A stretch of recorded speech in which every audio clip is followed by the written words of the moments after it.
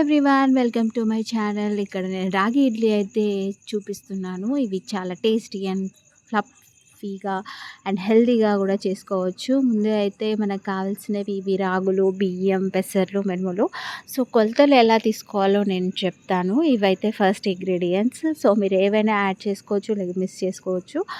Like పెసర్లు ఉంటే పెసర్లు, మినుములు ఉంటే మినుములు, బియ్యము ఏవైనా తీసుకోవచ్చు. పెసర్లు ప్లేస్లో మినుములు, మినుము ప్లేస్లో పెసర్లు కూడా మనం యాడ్ చేసుకోవచ్చు. ఏదైనా ఒకటి యాడ్ చేసుకోవచ్చు. సో ఒక కప్పు మనకు రాగులకి అయితే మనం హాఫ్ కప్పు పెసర్లు, హాఫ్ కప్పు బియ్యము, హాఫ్ కప్పు మినప్పప్పు, ఒక టీ స్పూన్ మెంతులు అయితే తీసుకున్నాను.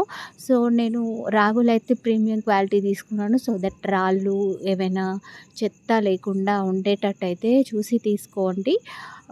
సో దట్ ఇడ్లీలు మనకు టేస్టీగా ఉంటాయి.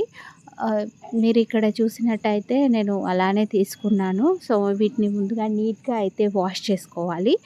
నీట్గా 3-4 టైమ్స్ వాష్ చేసుకొని కనీసం 6 to 7, 8 అవర్స్ మనం వీటిని అయితే నాననివ్వాలి. సో రాగులు అయితే మంచిగా నానాలి కాబట్టి ఒక 8 అవర్స్ అయితే పక్కా నానబెట్టండి.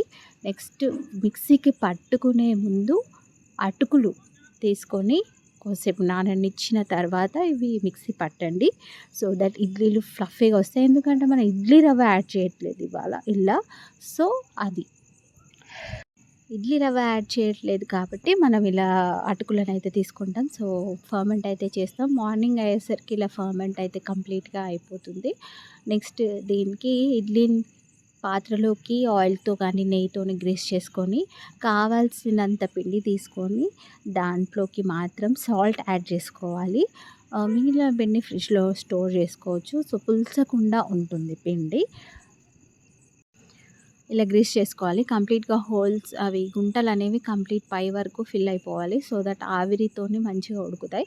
లేకపోతే హాఫ్ ఫిల్ చేసినట్టయితే దాని గుంటలోకి వాటర్ వెళ్ళి అంత మెత్తగా అంత బాగా రావు. సో ఎప్పుడైనా కంప్లీట్గా ఫిల్ చేసి ఒక 15 మినిట్స్ వరకు ఆవిరి మీద ఉడికించండి.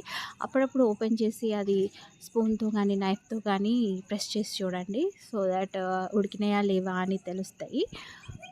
అయితే తీసిన తర్వాత నేనైతే ఇలా తీసుకొని హాట్గా సర్వ్ చేసుకుంటే టేస్ట్ మాత్రం అమోఘంగా ఉంటుంది. హెల్తీకి హెల్తీ అండ్ టేస్టీకి టేస్టీ అండ్ ఈజీ రెసిపీ. చాలా ఇష్టంగా కూడా తింటారు. పిల్లలైనా పెద్దవాళ్ళైనా ఎవరైనా ఇష్టంగా తినే ఇడ్లీ సాఫ్ట్గా ఉంటుంది. మీకు నచ్చితే వీడియోని లైక్, షేర్ అండ్ సబ్స్క్రైబ్.